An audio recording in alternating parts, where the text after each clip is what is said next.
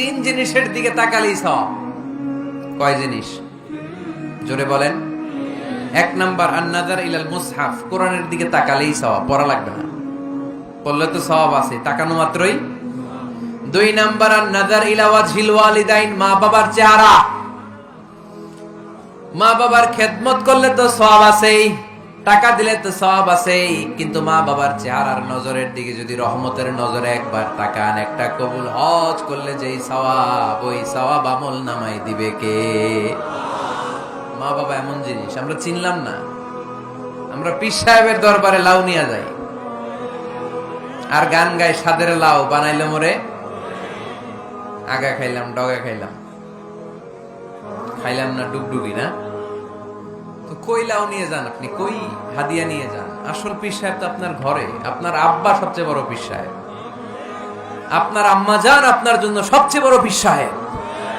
গোটা বিশ্বের সব পীর সাহেব যদি 50 বার করে কোরআন খতম দিয়ে এক গ্লাস পানির মধ্যে ফু দেয়, আর আপনার আব্বা শুধু বিসমিল্লাহ বলে যদি এক গ্লাসের পানিতে ফু দেয়, ওই গ্লাসের পানির ফুটা আল্লাহর কাছে কবুল হয়ে যাবে।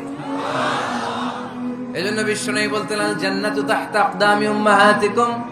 ও দুনিয়ার মানুষেরা শোনো, দুনিয়ার পুরুষ মানুষদের পায়ের নিচে থাকে জুতা, জুতার নিচে থাকে বালু আর মাটি, আর দুনিয়ার বুকে এক একটা মায়ের পায়ের নিচে থাকে তার সন্তানদের জান্নাত। ওগো মা তুমি এই ধরনের শ্রেষ্ঠ নেয়ামত, তোমারই পদ তলে রয়েছে জান্নাত। ওগো মা তুমি এই ধরনের শ্রেষ্ঠ নেয়ামত, তোমারই পদ তলে রয়েছে জান্নাত। সুবহানাল্লাহ পড়ে। কি মা? এই মারে আমরা চিনি না। লাউ কাতা'তা জিলদাক, তোমার গায়ের চামড়া কেটেও যদি মাকে জুতো বানিয়ে দাও, ওই যে ছোটবেলায় দুধ খাইছিল, এক ঢোক দুধের শোধ আদায় হবে না। এক ঢোক দুধের শোধ আদায় হবে না। ওই মা। 3 বার বললেন আল্লাহ রাসূল এই মায়ের কথা। কয়বার? আল্লাহ হাবিব বললেন মা মা মা, তারপরে মা কয়বার? বাবা কয়বার?